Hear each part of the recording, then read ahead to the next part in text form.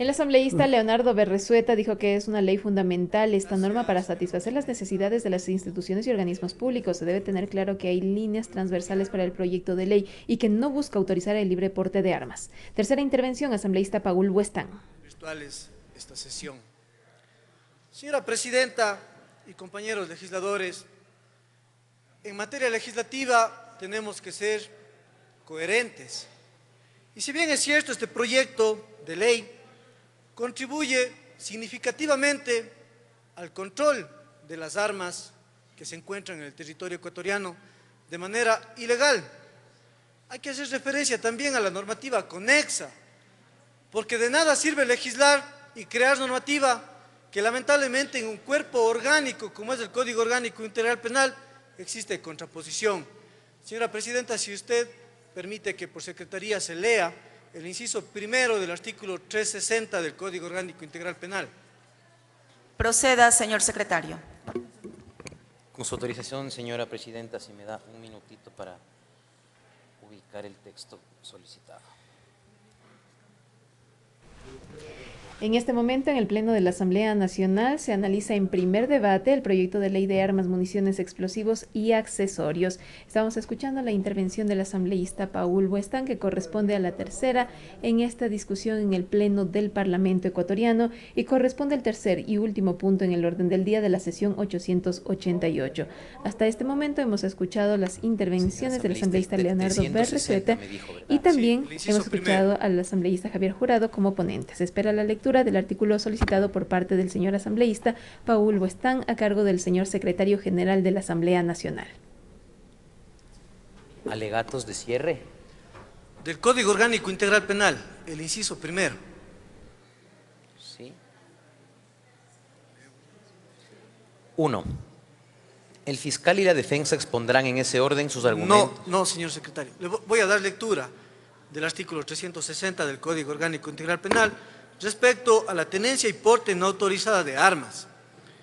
Dice, la tenencia consiste en la posesión de una arma de uso civil, adquirida lícitamente con fines de defensa personal, deportivo o de colección, que puede estar en determinado lugar, dirección particular, domiciliaria o lugar de trabajo, para lo cual se requiere autorización de la autoridad competente del Estado.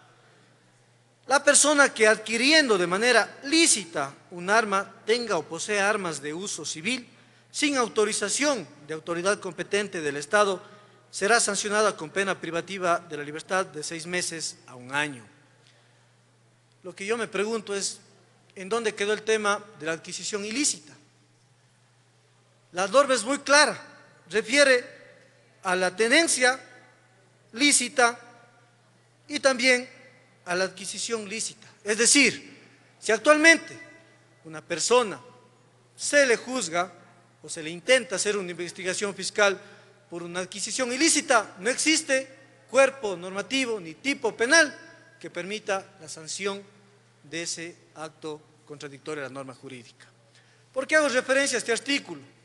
Porque justamente este olvido legislativo, que hay que subsanarlo, por supuesto, y se hará la observación a la comisión pertinente, impide que se cumpla justamente con el rol determinado en el artículo 1 del proyecto de ley de armas, que refiere a regular y controlar, entre otras acciones, la tenencia y el porte. Estos conceptos se encuentran en la ley de armas determinados. ¿Qué es la tenencia? El dominio. ¿Y qué es el porte? Es poderla trasladar e incluso usar el arma de fuego. Pero a su vez, este olvido, que es garrafal y que por más ley conexa que exista, no permitirá ese control exhaustivo a las armas ilegales, genera impunidad y sobre todo inseguridad jurídica, inseguridad en la administración de justicia, por los argumentos indicados.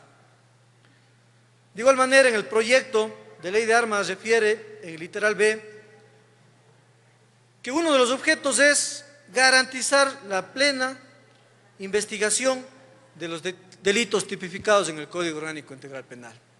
Si es que no existe la tipificación, ¿cómo garantizamos la investigación de estos delitos? Recalco, esta observación será realizada a la mesa y a la comisión pertinente.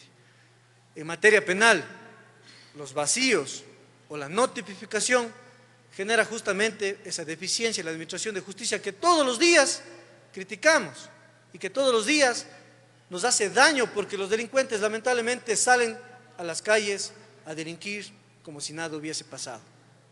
Y luego nos quejamos de la administración de justicia, que también tiene sus deficiencias, pero también es parte de la retórica y de la técnica jurídica con la cual se generan las normas en este Parlamento.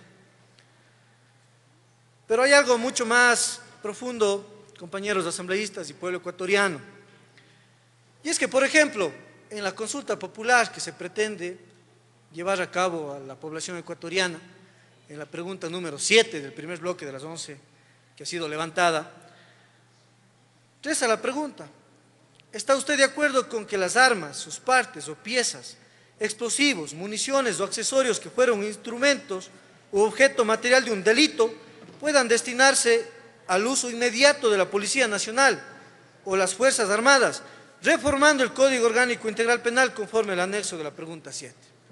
Situación y pregunta totalmente inconducente, totalmente inadecuada, pues ya existe en la normativa una resolución emitida por la Corte Nacional de Justicia, que es la 08-2023 del 12 de julio del 2023. ¿Qué dice esta resolución? En el artículo 2, inciso segundo, la jueza o juez o el tribunal, sobre la base del informe pericial presentado por la Fiscalía, en la misma audiencia de juicio, podrá declarar el beneficio social o el interés público de los bienes previstos en el artículo 1 de esta resolución. ¿Qué bienes? Las armas de fuego comisadas en un delito que se ha perpetrado en el territorio ecuatoriano. De igual manera, la disposición general de esta misma resolución de la Corte Nacional de Justicia reza: sobre la base del informe pericial presentado por la Fiscalía, podrá declarar el beneficio social o interés público de dichos bienes y autorizar su uso al Sistema Especializado Integral de Investigación, Medicina Legal y Ciencias Forenses, para lo que se dará el depósito, custodia, resguardo y demás control de la administración de estas armas. Es decir, ¿para qué vamos a consultar al pueblo ecuatoriano lo que ya existe como normativa conexa en el país? Pero lo que es más grave, en el proyecto dice, en el artículo 68, cuyo título de la norma refiere a la destrucción de las armas decomisadas. Es decir, no prevé esta resolución, que es parte del cuerpo jurídico del sistema normativo del país, razón necesaria de que esta resolución pase a ser parte del cuerpo normativo y se prevea justamente lo que ya existe. Y al igual que esta pregunta y muchas más preguntas son totalmente inconducentes porque ya están en la normativa o porque es el deber de la legislatura el tratarlas en el Parlamento. Sin embargo, tal vez ese dinero de la consulta popular pueda servir para luchar contra la inseguridad en otros aspectos y no medir una aceptación política. Por otro lado, también existen preguntas que hay que reconocer. Han sido aceptadas de una propuesta política que la ha levantado Construye 25, como es el tema de la extradición, como es el tema de la extinción de dominio, con particularidades distintas. A lo mejor evadiendo un proceso engorroso en materia penal y destinándolo directamente a un procedimiento civil que permite una efectiva y sobre todo con resultados comiso y decomiso de los bienes mal habidos, productos de la criminalidad y de la delincuencia organizada. Tiene un minuto, asambleísta. Gracias, señora presidenta. Finalmente, solidarizarme con el pueblo ecuatoriano, con las familias que son víctimas de la criminalidad y de la delincuencia organizada. Este proyecto de ley, con las observaciones y el trabajo legislativo plenamente realizado, permitirá que las armas, producto y utilizadas en la criminalidad y la delincuencia organizada sean justamente utilizadas para destruir esa delincuencia y esa criminalidad que todos los días opaca y acaba la seguridad ciudadana. Gracias, señora presidenta. A usted, asambleísta.